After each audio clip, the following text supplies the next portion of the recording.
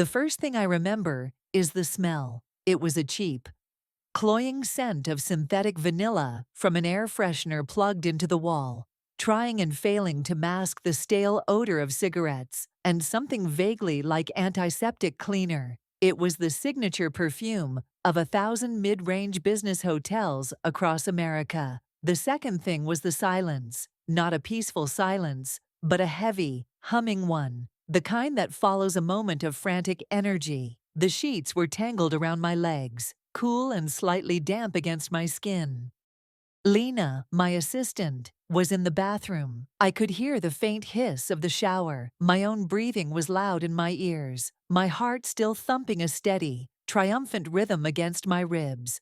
Chicago, a marketing conference, a celebratory dinner that had bled into celebratory drinks, which had inevitably led us here, to this beige room with its questionable art and its king-sized bed. It was a predictable, almost boringly familiar sequence of events.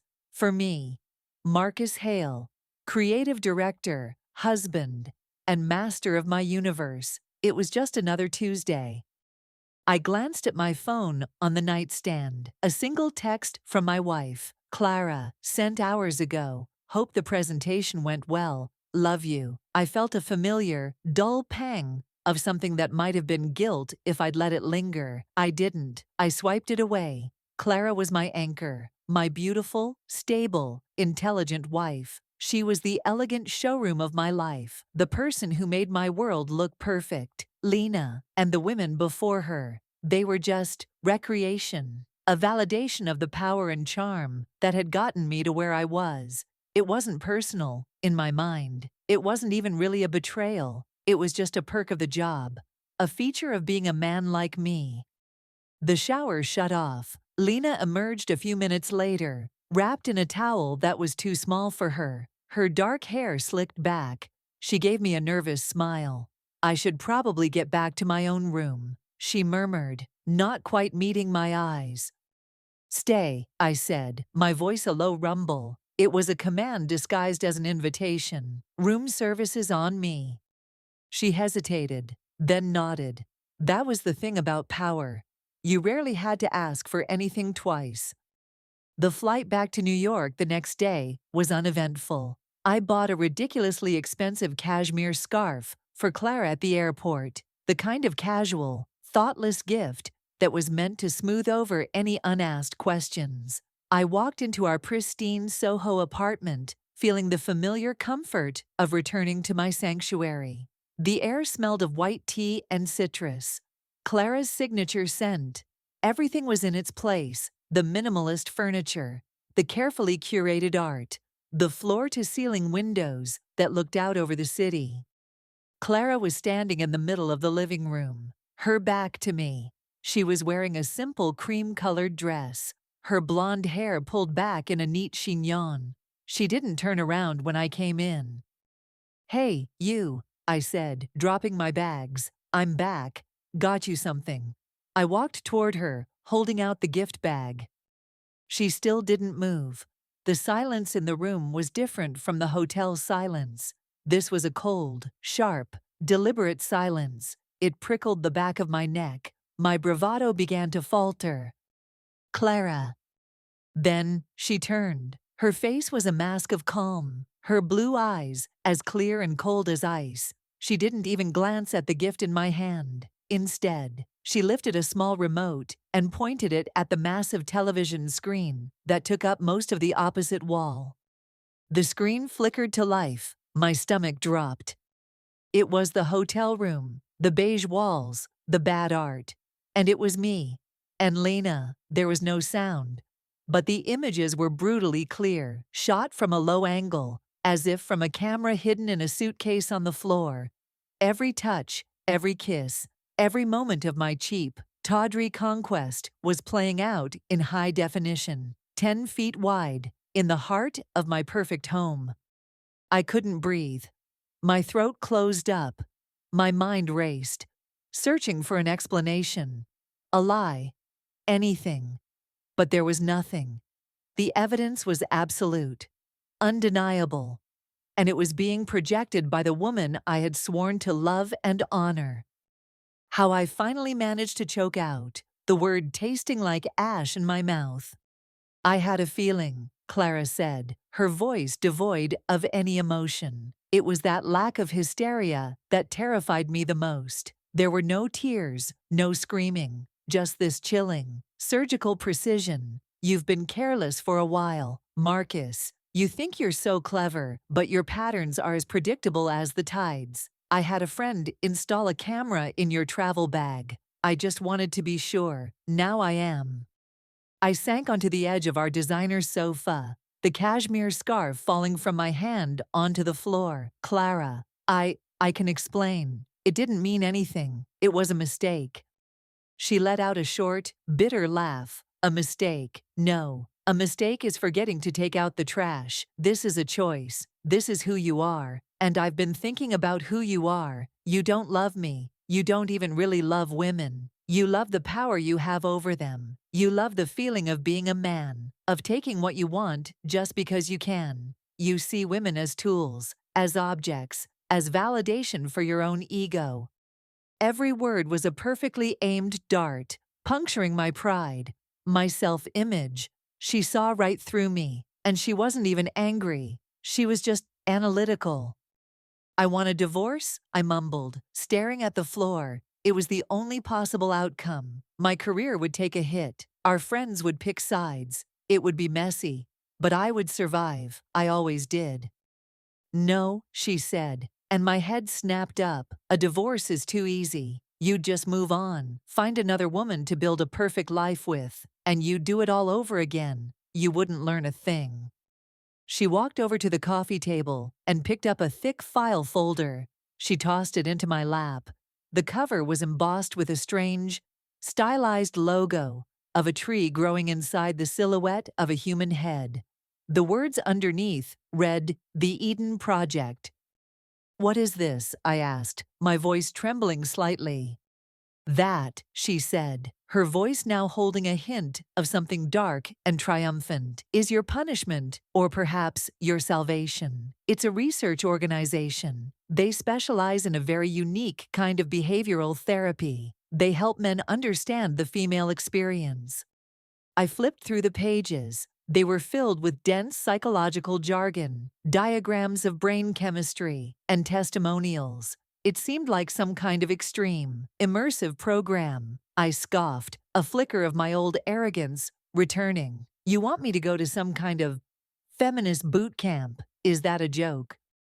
"It's not a boot camp," Clara corrected me, her gaze unwavering. "It's a complete immersion. They believe that to truly understand a woman, a man has to live as one, in every conceivable way."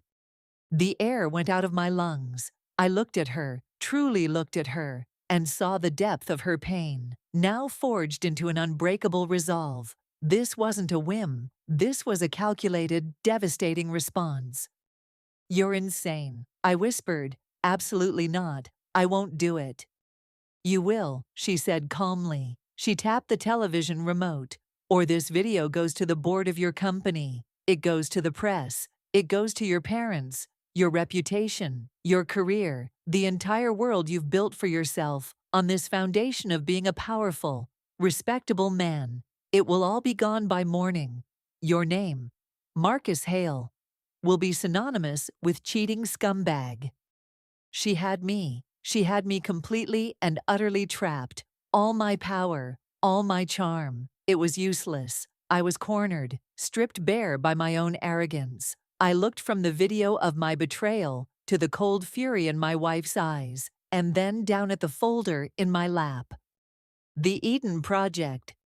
It sounded so benign, so hopeful, but I knew, with a certainty that chilled me to the bone, that it was the entrance to a hell designed specifically for me. "Fine," I heard myself say, the word feeling like a surrender. "I'll do it." I still thought I could beat it. I thought it was just a game, a bizarre performance I would have to endure for a few months before returning to my real life. I would play their little dress-up game, placate Clara, and then everything would go back to normal. I had never been more wrong in my life. It wasn't a game. It was the end of Marcus Hale. And in a way I couldn't possibly have imagined. It was the beginning of someone else entirely. The drive to the Eden Project facility in Connecticut felt like a ride to my own execution. A black town car, sent by the organization, picked me up. Clara didn't come to see me off. Our last conversation had been sterile and logistical. We were two business partners dissolving a toxic asset, which, I suppose, was me. As the New York skyline shrank in the rearview mirror, a knot of dread tightened in my stomach. I was voluntarily walking into a prison of my wife's design. The facility wasn't what I expected. It wasn't a sterile, white hospital or a grim correctional institution. It was a sprawling, modern campus nestled in the lush, green hills of the countryside. The buildings were made of glass and dark wood, blending seamlessly with the surrounding forest. It looked more like a luxury wellness retreat or the headquarters of a trendy tech company. The serenity of the place was unsettling. It felt like a beautiful, gilded cage. I was led through silent, pristine hallways to an office. A woman was standing by a large window, looking out at the trees. She turned as I entered, and for a moment, I forgot to breathe. She was in her 40s, tall and statuesque, with sharp, intelligent features and dark hair cut in a severe, elegant bob. She wore a tailored black dress that spoke of expensive simplicity, but it was her eyes that held me captive. They were a cool, assessing gray, and they looked at me not with judgment or sympathy, but with the detached curiosity of a scientist observing a specimen. "Marcus Hale," she said. Her voice was smooth and low, with a crisp, educated accent. "I'm Dr. Evelyn Hart. I'll be your personal guide through the program." She didn't offer to shake my hand. She simply gestured to a leather chair opposite her desk. I sat, feeling like a schoolboy called to the principal's office. "Let's be clear about what this is, Marcus," she began, her tone leaving no room for argument. "This is not a vacation. It is not a performance.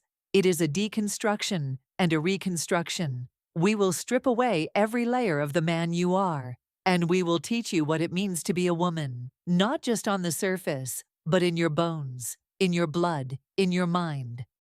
I try to summon some of my old bravado, and you do this, how with lectures and trust falls. A faint, mirthless smile touched her lips. "Nothing so crude. Our methods are a bit more holistic. The process begins now." She pressed a button on her desk, and two orderlies, a man and a woman, dressed in simple gray uniforms, entered the room. "Please escort Mr. Hale to the preparation suite," Dr. Hart instructed. "He is to be cleansed." Cleansed. The word echoed in my mind as they led me to a different part of the building. The suite was like a high-end spa, all white marble and chrome fixtures, but it had the sterile, functional feel of a medical facility. The female orderly handed me a thin, white cotton robe. "Please remove all of your clothing," she said, her voice polite but firm, "and I mean all of it." Humiliation was the first weapon they used. Standing there, naked, in front of these two strangers, I felt a vulnerability I hadn't experienced since childhood. I was no longer Marcus Hale, the powerful executive. I was just a man, a body, an object to be processed. I put on the robe, which felt flimsy and inadequate. The next step was the cleansing. The male orderly came toward me with an electric razor. "We need to remove all body hair," he explained, as if he were talking about detailing a car. "It's essential for the hormonal treatments to be properly absorbed by the skin." I wanted to fight, to yell, to tell them to get their hands off me. But what was the point? I was trapped. I had agreed to this, so I stood there, clenching my jaw, as he systematically shaved every inch of my body, my chest, my arms, my legs, everything.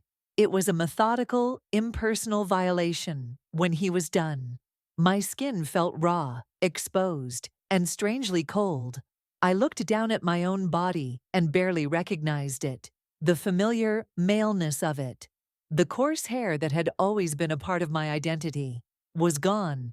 I was smooth, pale, and alien to myself. I felt a bizarre and profound sense of loss.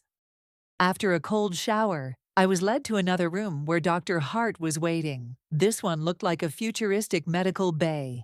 I was instructed to lie down on a padded table. The physical transformation is twofold, she explained, her voice echoing slightly in the sterile room. First, we have the hormonal regimen. You'll receive a daily dose of estrogen and anti-androgens. This will soften your skin, redistribute your body fat, and begin to affect your muscle mass and even your emotional responses. She held up a small patch, which she applied to my upper arm. It was cool against my skin. The second part is more direct, she continued, gesturing to a complex machine beside the table. This is a biofeedback and neuromuscular stimulation system. Think of it as a way to accelerate the process. We can encourage fat cells to accumulate in more feminine areas, the hips, the thighs, the chest, and gently stimulate the development of breast tissue. It will be uncomfortable at times. For the next hour, I lay there as they attached pads and sensors to my body. A low hum filled the room, and I felt a strange, deep tingling sensation in my muscles. It wasn't exactly painful, but it was deeply unsettling. There was a dull ache in my chest and a strange tightness around my hips. It felt like my own body was being re-sculpted against my will, the very framework of my manhood being forcibly altered. I was being unmade. The days that followed blurred into a routine of humiliation and reprogramming. The mornings were for physical conditioning. This is where I truly began to understand the depth of my punishment. Dr. Hart herself supervised my movement training. The first time she presented me with a pair of 3-inch heels, I laughed out loud. "You've got to be kidding me," I said. "Does it look like I'm kidding?" she replied, her face impassive. Putting them on was the first challenge. My feet, used to the solid grounding of expensive leather loafers, felt crammed and distorted. Standing up was a feat of sheer will. I wobbled like a newborn foal, my ankles screaming in protest. "Posture, Marcus," Dr. Hart's voice cut through my concentration. "Shoulders back, hips forward, small steps. You're not marching to war, you're walking into a room." She made me walk back and forth across a polished floor for hours. A stack of heavy books balanced on my head. Every time I stumbled and the books came crashing down, she would simply say, "Again." The pain in my calves was excruciating, but worse was the indignity of it, the slow, agonizing process of unlearning a lifetime of masculine movement. My voice was another battleground. The hormones had begun to make my larynx feel different, softer, but my deep, resonant speaking voice was a point of pride. Dr. Hart worked with me on pitch and intonation. "Softer," she would command. "Less from the chest, more from the head." Women don't command a room with volume, they do it with tone. The more I tried to resist, the more I tried to force my voice back into its familiar low register, the hoarser I became. It was a losing battle. My own body was turning against me. But the moment that truly broke me came about a week into the program. After a session of neuromuscular stimulation that had left my chest feeling particularly tender and swollen, Dr. Hart led me to a room lined with wardrobes. She opened one and pulled out a dress. It was made of a pale pink satin, cut to cling to the waist and flare out at the hips. It was simple, elegant, and profoundly, terrifyingly feminine. "It's time," she said. "Put it on." I stared at the dress as if it were a venomous snake. "No," I whispered. It was one thing to endure the physical treatments and the absurd training. It was another thing to willingly put on the costume of my own humiliation. Dr. Hart's expression didn't change, but her eyes hardened. "This isn't a request, Marcus. This is the program you agreed to. The longer you resist, the longer you will be here. Now, put on the dress. Defeated, I took the garment. The fabric felt impossibly smooth and cool in my hands. I slipped it over my head. The sensation of the silk sliding over my newly hairless skin was bizarre. It didn't feel like my clothes. It felt like a second skin, an alien one. It clung to my waist and hips in a way my own clothes never had. The subtle, aching swell of my chest was now noticeable under the fabric, creating small, soft curves where flat, hard muscle used to be. Dr. Hart led me to a full-length mirror. I didn't want to look, but she gently turned my chin until I was forced to face my own reflection.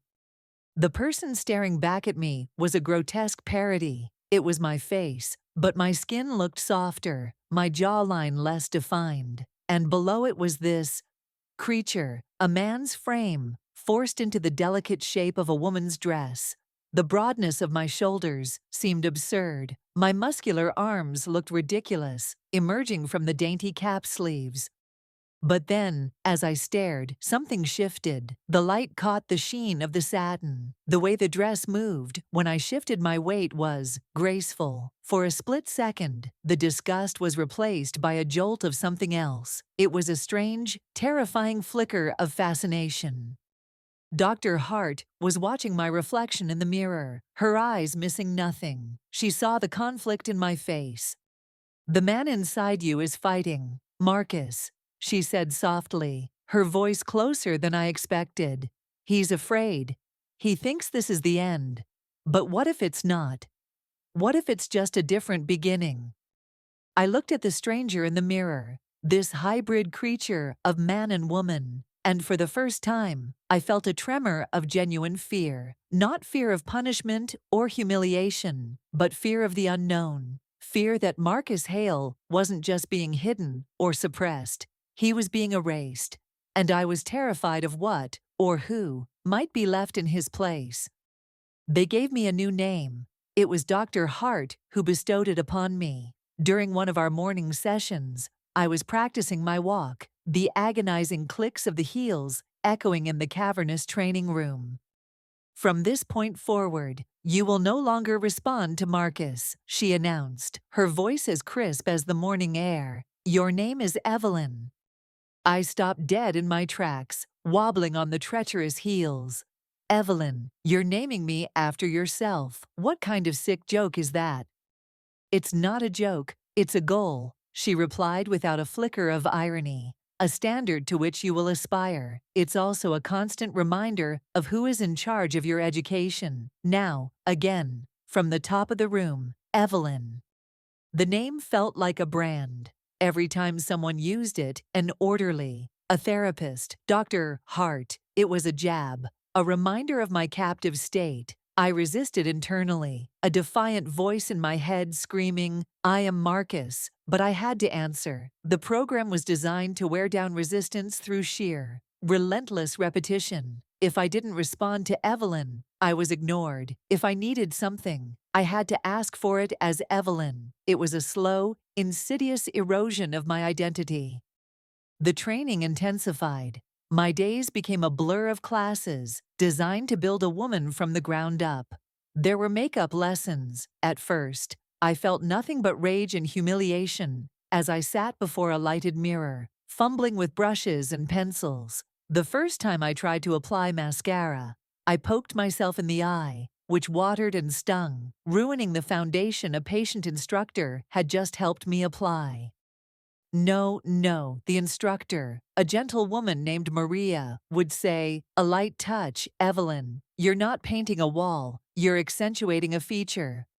But over time, a strange thing happened. I started to notice the details. The way a thin line of eyeliner could make my eyes look wider, more expressive. The way a touch of gloss could make my lips look fuller. The daily ritual became less of a punishment and more of a process. The cool, damp feel of the foundation sponge on my cheek, the faint, waxy scent of the lipstick, the soft tickle of the powder brush. It was a mask, yes, but it was a mask I was learning to construct with my own hands. The corset was another instrument of my transformation. It was part of my daily wardrobe, a restrictive cage of lace and boning that I was forced to wear under my clothes. The first time they laced me into it, I thought I was going to pass out. It crushed the air from my lungs and forced my body into an exaggerated hourglass shape. This teaches you discipline, Dr. Hart had explained coolly. It restricts your movement, forcing you to be more deliberate, more graceful. It also constantly reminds you of the body you now inhabit. You cannot slouch. You cannot take a deep, masculine breath. You must exist within its confines. She was right. I couldn't slump in a chair or stride across a room. The corset demanded a certain posture, a certain delicacy. It was a constant physical pressure that reinforced my new reality. The hormonal changes were becoming more pronounced. My skin was ridiculously soft, and I had to start using lotion to stop it from feeling dry. But the most alarming development was in my chest. The dull ache had given way to a startling sensitivity. The small mounds of tissue that had been developing were now undeniably small breasts. They were tender to the touch, and an accidental bump against a table corner could send a shocking jolt of pain through my entire body. One morning in the shower, I saw their soft, round shape under the spray of water and felt a wave of nausea and disorientation. My own body was becoming a foreign country. And my emotions? My emotions were a shipwreck. The old Marcus had operated on a simple spectrum: confidence, ambition, anger, and desire. Now, my internal world was a chaotic mess. I found myself tearing up during a sappy television commercial. I felt a pang of genuine sadness for a character in a book. A harsh word from an orderly could make me feel a deep, burning shame that would linger for hours. I was moody, irritable, and prone to bouts of melancholy I couldn't explain. I was losing control. The stoic, unflappable man I had been was being washed away by a tide of feelings I didn't understand and couldn't stop. I hated it. It felt weak. It felt female. One afternoon, during a makeup lesson, I reached a breaking point. I was trying to get the curve of my lipstick right, but my hands were trembling with frustration. I could feel tears welling up in my eyes. "I can't do this," I whispered, the words catching in my throat. "I can't. This is ridiculous. I look like a clown." Dr. Hart, who had been observing from the doorway, walked over and stood behind me. I could see her cool, composed reflection in the mirror next to my own blotchy, tear-streaked face. "You're right," she said, her voice surprisingly gentle. "Your hand is too heavy. You're holding the lipstick like a weapon, not a tool." She placed her hand over mine. Her fingers were long and cool, her touch firm but light. She guided my hand, her other hand resting softly on my shoulder. "Just relax your grip," she murmured, her voice close to my ear. "Let it glide. Don't force it." As she guided my hand, our eyes met in the mirror. The world seemed to shrink to just that reflection: her calm, gray eyes and my wide, panicked ones. Her touch wasn't clinical or condescending. It was intimate, a simple, human connection. A jolt, like static electricity, shot up my arm. My heart, which had been pounding with frustration, now began to hammer for an entirely different reason. I felt a hot blush creep up my neck and spread across my cheeks, a blush I was powerless to stop. It was a raw, involuntary reaction, a complete betrayal by my own body. She finished the line of my lip perfectly, and then slowly withdrew her hand, but her eyes remained fixed on mine in the mirror. She had seen the blush, seen the flicker of confusion and shock in my expression. A small, knowing smile played on her lips. "You see," she said softly, her voice a velvet whisper, "you're starting to feel like a real woman. Marcus." She used my old name, deliberately. It was a masterstroke, a move designed to shatter my remaining defenses. She was showing me that even the core of my old self, the Marcus, who was still fighting inside, was now susceptible to a woman's touch, a woman's blush, a woman's racing heart. I stared at my reflection, at the perfectly painted red lips, the flushed cheeks, the terrified eyes. She was right. I was feeling things Marcus never could have. The resistance in me wasn't gone, but for the first time, it was overshadowed by a terrifying new sensation, the awakening of Evelyn. And I didn't know if I had the strength to fight her anymore. The day I left the Eden Project was both terrifying and exhilarating. After 3 months of relentless conditioning, Dr. Hart deemed me ready for the next phase: full immersion. I was to be given a new identity, a new apartment in the city, and a new job. For the next 3 months, I would have to live, breathe, and survive as Evelyn Reed, with no contact with my old life and minimal supervision from the project. The training wheels are coming off, Evelyn, Dr. Hart said in our final meeting. Out there are no instructors to correct your posture, no orderlies to enforce the rules. There is only you. You will either be the woman we have trained you to be, or you will fail. The world will not be forgiving of a man in a dress. Her words chilled me, but they also lit a strange fire. Part of me, the part that was still Marcus, saw this as the ultimate challenge, a game to be won. The other part, the emerging Evelyn, was simply terrified of being exposed as a fraud. They gave me a new life in a box, a driver's license, with my picture, a surprisingly convincing photo of a woman with soft features and haunted eyes, credit cards, a social security number, and a key to an apartment in Brooklyn. My new job was as a junior public relations assistant at a high-end fashion label. It was a perfect crucible, a world obsessed with appearances, femininity, and social nuance. My first morning as a free woman was a symphony of alien sensations. I woke up in an unfamiliar bed, in an apartment I didn't recognize, the morning light filtering through the blinds. The first conscious thought was the feel of the soft silk of my nightgown against my skin. The morning routine, which had been drilled into me at the facility, now had to be performed on my own.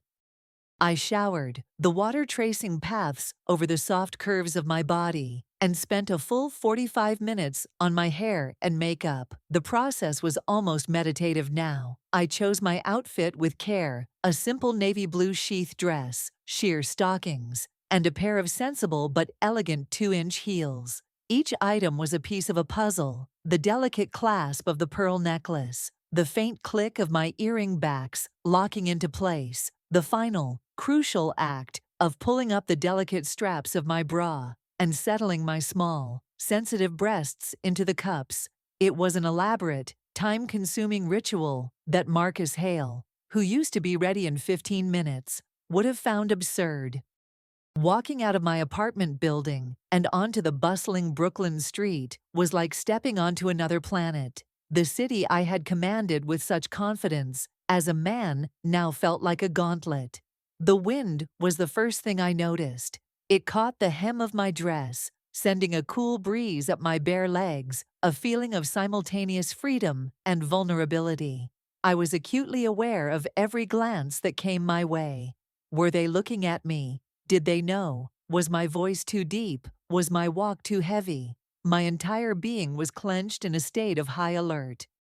On the subway, I automatically went to sit with my legs slightly apart, a habit from a lifetime of being a man. I caught myself instantly, remembering Dr. Hart's endless drills, and snapped my knees together, tucking one ankle behind the other. A woman sitting opposite me gave a small, knowing smile, and a wave of relief so intense it made me dizzy washed over me. I had passed a tiny, invisible test. The office was a sleek, white and gray space, buzzing with the energy of stylish, ambitious people. I was introduced around as the new assistant, and I endured the handshakes and polite greetings with a tight smile. My voice pitched just right, my responses brief and demure. It was there that I met Ryan. He was a graphic designer for the company, working in a cubicle near mine. He wasn't like the aggressive, back-slapping men I used to work with.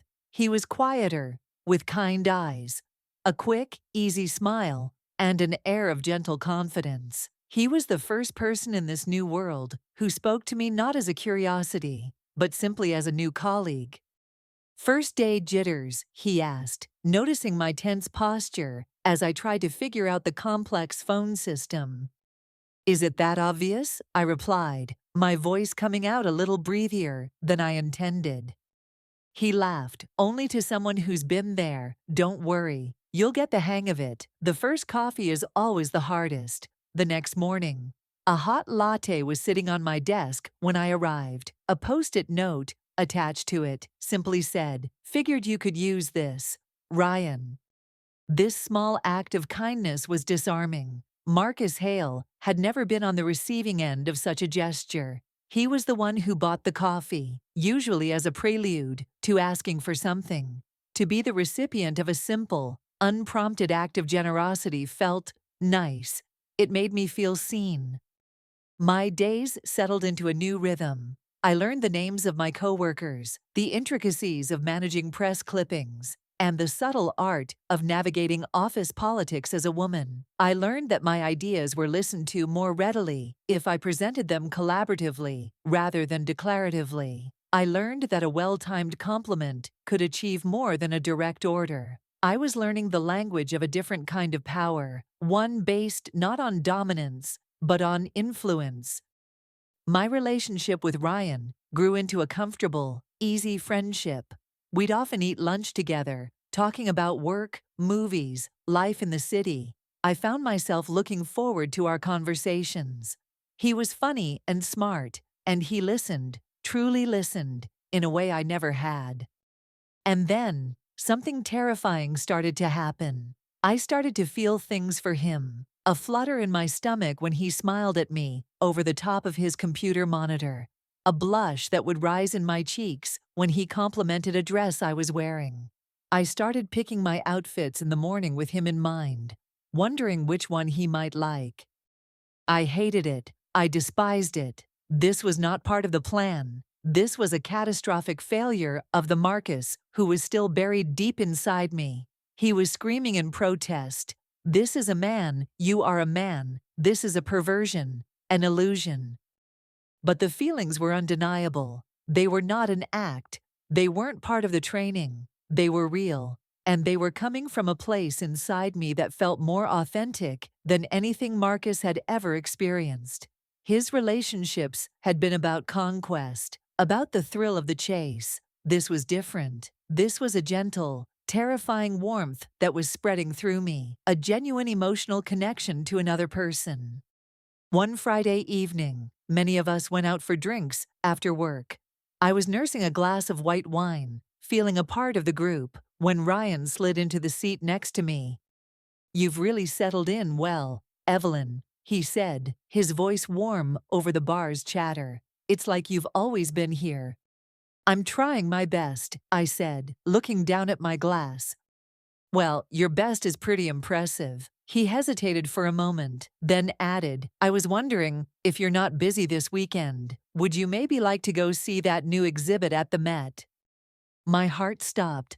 It was a date. He was asking me on a date. Every alarm bell in my head went off. This was the point of no return. To say yes would be to fully embrace the deception, to step into a lie so profound it might be impossible to ever come back from. But as I looked at him, at his hopeful, open expression, I heard a voice in my head, a soft, quiet voice that I was beginning to recognize as my own, and it said one word. "Yes," I heard myself say, a small smile touching my lips. "I'd love that." In that moment, the war inside me fell silent. Marcus didn't scream. He just faded, because the emotion I felt, the thrill, the fear, the hopeful, terrifying joy was Evelyn's, and for the first time, she was the one in control. The months of immersion passed in a surreal dream. My life as Evelyn Reed took on a texture and reality that I could never have anticipated. The date with Ryan at the Met was followed by another, and then another. We walked through Central Park in the autumn chill. We explored tiny, hidden bookshops in the West Village, and we cooked dinner together in my small Brooklyn apartment. With him, I was not a project or a punishment. I was just Evelyn. He made me laugh. He challenged my opinions. He held my hand as we crossed the street. And with every passing day, the ghost of Marcus Hale grew fainter, like a photograph left out in the sun. The memories of his life, his arrogant confidence, his loveless conquests, his hollow marriage felt like they belonged to someone else, a person I had read about in a book. There were moments of profound cognitive dissonance. Once, while we were watching a movie on my couch, he casually put his arm around my shoulders. The simple, protective gesture sent a jolt through me. Marcus had always been the one to initiate, to take, to be in control of the physical space, to be the one receiving that gesture, to lean into the strength and warmth of a man's embrace, was a revelation. It felt safe, it felt right. And that scared me more than anything. I became adept at the performance of femininity, but it no longer felt like a performance. It became second nature. I learned to anticipate the chill of an air-conditioned room and bring a cardigan. I learned how to gracefully deflect unwanted attention from a man at a bar. I fell into the easy camaraderie of the women at work, sharing complaints about broken heels and celebrating each other's small victories. I was living a life, a real, tangible life, and I was happy, genuinely, quietly, happy in a way Marcus, with all his power and success, had never been. The 3-month immersion period ended on a Tuesday. There was no fanfare, no call from Dr. Hart, just an email with a single sentence. Clara will be at your apartment tomorrow at 7 p.m. Be ready. The blood drained from my face. Clara, the architect of this entire transformation. In my new life, I had almost forgotten about her, about the reason this had all begun. The thought of facing her again, of having to confront the past I had so thoroughly buried, filled me with a cold, paralyzing dread. I spent the next 24 hours in a state of anxiety. What would she expect? What would I say? The whole day at work was a blur. Ryan asked if I was okay, and I mumbled something about not feeling well. That evening, I took more care with my appearance than I ever had before. I chose a simple, elegant dark green dress, one Ryan said he liked. I styled my hair, which had grown out to my shoulders, and applied my makeup with meticulous precision. I wasn't preparing for a confrontation. I was putting on armor.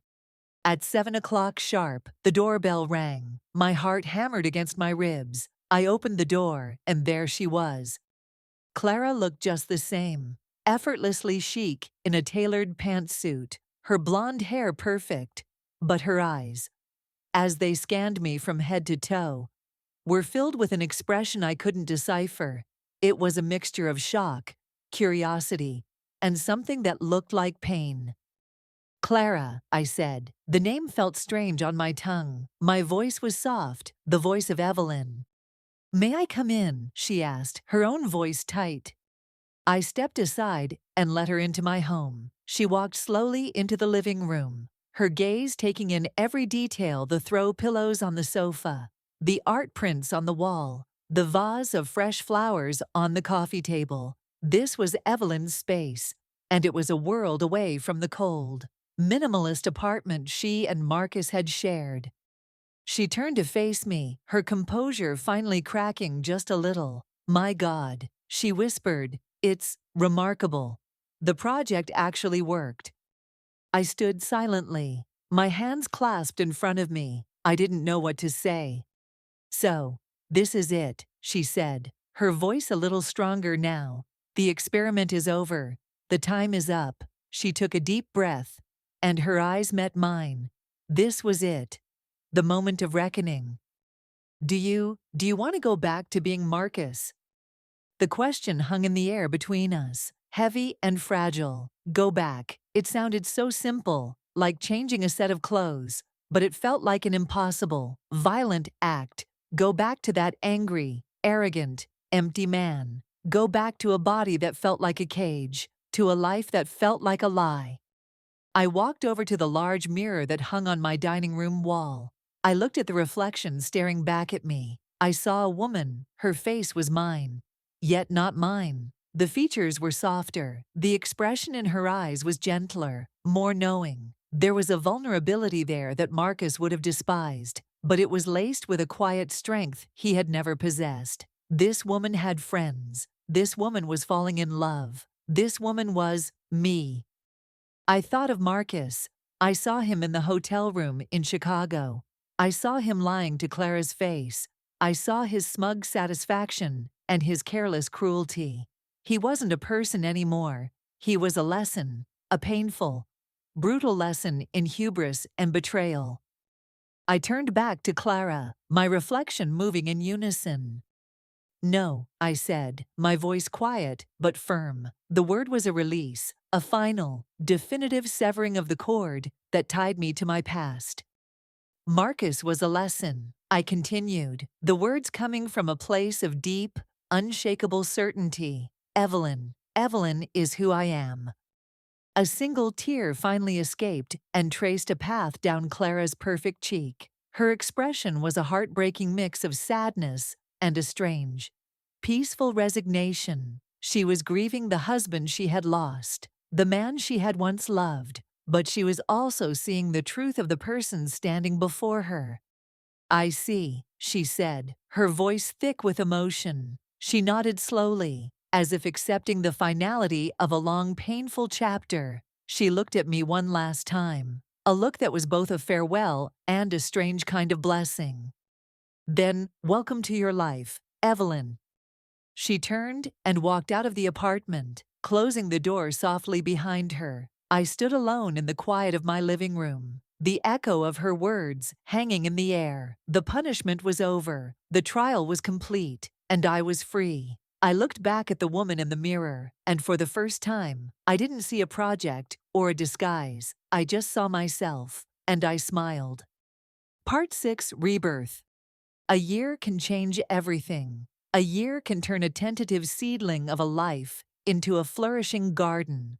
My life as Evelyn, which had begun as an elaborate punishment, had blossomed into something beautiful and real. The constant fear of being discovered had faded, replaced by the quiet confidence of a woman who knew her place in the world. I had left the PR firm. The work had served its purpose, but it wasn't my passion. Through a connection, I found a new role as a consultant for, of all places, the Eden Project. They were developing a new line of cosmetics and skincare designed specifically for their clients, and they wanted someone who understood the unique physical and psychological needs of a person undergoing transformation. My experience, once a source of shame, had become my greatest professional asset. The irony was not lost on me. I was now helping to refine the very tools that had been used to unmake Marcus and create Evelyn. One sunny afternoon, I found myself on the set of a photo shoot. It was in a bright, airy studio with massive windows overlooking the Hudson River. I was the model. The campaign was for a new foundation called True Skin, and the marketing concept was authenticity. They wanted a face that told a story. They wanted my face. Dr. Hart was there, not as a warden or a therapist, but as a colleague. Our relationship had evolved into one of mutual respect. She was the only person in the world who knew my entire story, who had seen the terrified man and the emerging woman. "You look radiant, Evelyn," she said, observing me from behind the photographer. She wore a stylish gray suit, her demeanor as composed as ever, but there was a warmth in her eyes that hadn't been there a year ago. "I feel good," I replied, and it was the honest truth. I was wearing a simple, elegant dress of white silk that moved like water when I walked. The bright lights warmed my skin, and I felt utterly at ease, a feeling that would have been unthinkable just a short time ago. The woman who had once wobbled in 3-inch heels now moved with an innate, unforced grace. The photographer was giving me directions, and I was following them easily, turning my face to the light, smiling softly, in the middle of a shot. I saw movement at the edge of the studio. Ryan walked in. My heart did a familiar, happy little flip. Our relationship had deepened into a steady, loving partnership.